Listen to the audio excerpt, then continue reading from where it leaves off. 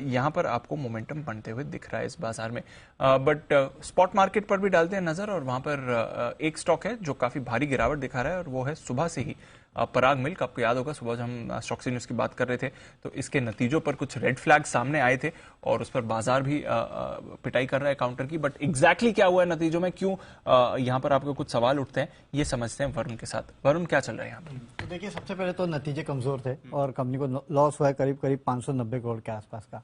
अब नतीजों से ज्यादा इंटरेस्टिंग इस कंपनी का दरअसल मैनेजमेंट की जो कमेंट्री थी, इन्होंने एक प्रेस रिलीज दी है, वो काफी इंटरेस्टिंग थी।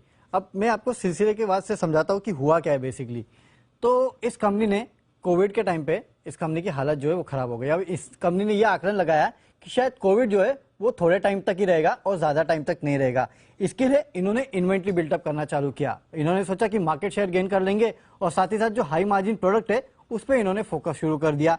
लेकिन कोविड जो है वो काफी ज्यादा चल गया तो इनका आकलन जो है वो काफी हद तक खराब कमजोर गलत पड़ गया।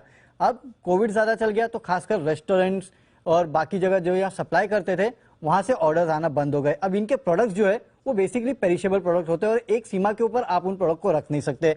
तो धीरे धीरे हुआ ये कि इस कंपनी का क्योंकि प्रोडक्ट पेरिशेबल था तो कहीं ना कहीं वो खराब होने लगे। इसके बाद दरअसल इनको इन्वेंट्री लॉस जो है वो लेना पड़ा और इन्वेंट्री लॉस भी छोटा मोटा नहीं, अच्छा खासा 500 करोड़ के आसपास का इन्वेंट्री लॉस जो है वो इस कंपनी को लेना पड़ा। और ये कंपनी अपने प्रेस रिलीज में ये कह रही है कि फार्मर्स को सपोर्ट करने के लिए कहीं ना कहीं हमने उनसे ज्यादा से ज्यादा प्रोक्योरमेंट किया। लेकिन याद रखिएगा, सरकार ने भी इसके बाद जो प्राइसेस थी उसको कहीं ना कहीं फिक्स कर दिया था और उसका भी खामियाजा कंपनी को भुगतना पड़ा। इसके अलावा इस कंपनी के जो प्रोडक्ट है वे प्रोटीन, वो दरअसल जो इन्फेंट फूड प्रोडक्ट्स होते हैं उनमें भी यूज होते हैं और वहां भी जो नियम बदल गए उसके कारण इनको वहां पे भी इन्वेंट्री लॉस लेना पड़ा। तो कुल मिला के अगर आप देखेंगे तो 600 करोड़ से ज्यादा का इन्वेंट्री लॉस जो है इस कंपनी को लेना पड़ा। और इस बीच अगर प्रोक्योरमेंट प्राइसेस देखेंगे तो उसमें भी 8-9% के आसपास की बढ़ोतरी हुई। कंपनी ने पास ऑन जरूर किया प्राइस जो बढ़ी है, लेकिन इन्वेंट्री जो कंपनी के पास थी गलत आकलन के चलते उसका खामियाजा कंपनी को भुगतना पड़ा। इसके लिए कंपनी ने लॉस किया।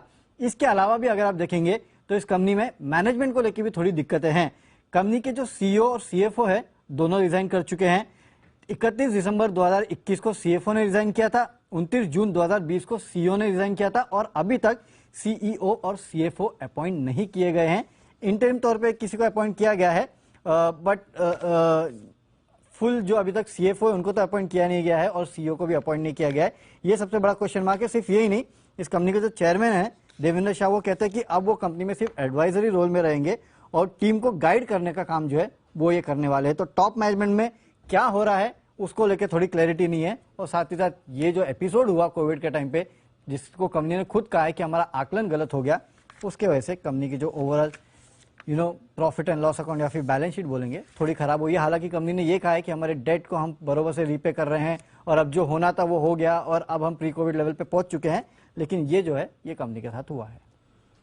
तो कोविड में इन्होंने कुछ कैलकुलेशन मिस्टेक्स करी। हाँ, आगे जाकर एक्सपेक्ट किया इन्होंने शुरुआत में किया कि चलिए कोविड ज्यादा नहीं चलेगा, इन्वेंट्री रख लो, मार्केट की सस्ती मिल रही थी वो टाइम पे, मार्केट शेयर गेन करेंगे। लेकिन पेरिशेबल प्रोडक्ट आप कितने टाइम तक रखोगे और ज्यादा रख नहीं पाओगे और कोविड चल गया 2 साल। चलिए वो तो प्रेडिक्शन एरर था, पर ये मैनेजमेंट क्यों नहीं चेंज कर पा रहे या फिर सही आदमी को सही जॉब पर क्यों नहीं ला? पता नहीं क्या हो रहा है यहाँ पे, क्योंकि जो इनके छोड़ के गए मैनेजमेंट वो भी कोविड के टाइम पे गए हैं। एक देखिए 29 जून 2020 को सीईओ और सीएफओ छोड़ के गए थे और अब सीएफओ छोड़ के चले गए। और इनफैक्ट दीप इन्होंने जो अपना अभी रिजल्ट दिया है उसमें इनके और एक नॉन एग्जीक्यूटिव डायरेक्टर थे वो भी चले गए हैं, बीएम व्यास जी। तो काफी कुछ ऊपर मैनेजमेंट में हो रहा है। अब क्या हो रहा है ये तो मैनेजमेंट ही हमें बता पाएगा। बिल्कुल, तो स्टॉक पे भी भारी पिटाई हुई है। प्री कोविड लेवल्स पर ठीक ठाक ट्रेड करता था, उसके बाद से देखिए किस तरह से काउंटर में गिरावट हुई और रिकवर बिल्कुल नहीं कर पाया। इनफैक्ट इसका प्री कोविड लो 50 या इसका कोविड लो 58 का था और 68 पर तो स्टॉक ट्रेड कर रहा है। तो लगभग उसी लेवल पर आप वापस इस काउंटर को आते हुए देख रहे हैं। कुछ ज्यादा सिग्निफिकेंट एक्शन इसमें तब बन नहीं रहा है। बहुत बहुत शुक्रिया वरुण जुड़ने के लिए और ये हाईलाइट करने के लिए कि एग्जैक्टली हुआ क्या, क्योंकि जब हमने इसके नतीजे देखे थे तो काफी सवाल भी उठ रहे थे और वरुण की तरफ से समझाते हुए कि क्या एग्जैक्टली हुआ है यहाँ पर। इस बीच